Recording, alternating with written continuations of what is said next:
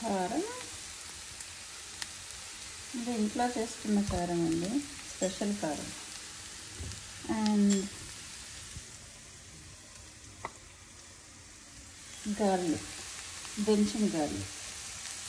ఉప్పు వేసిచ్చానండి ఆల్రెడీ.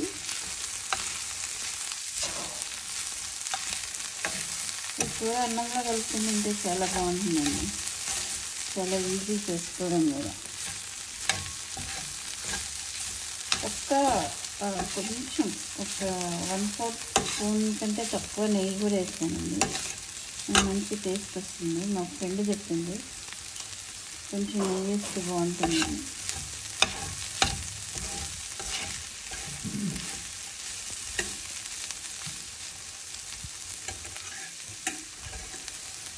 ఇంకొంచెం పెద్ద ముక్కలు కూడా కట్ చేయొచ్చండి. నేను ఫుడ్ ప్రాసెసర్లో వేసుకున్నాను, చిన్నగా అయిపోయింది. ఆల్మోస్ట్ కోరినట్టు అయిపోయింది.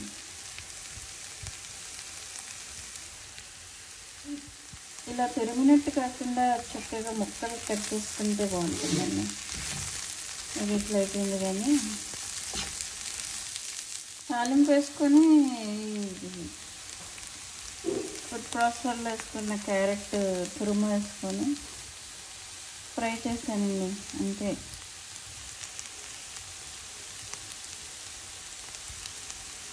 Carrot fry ready.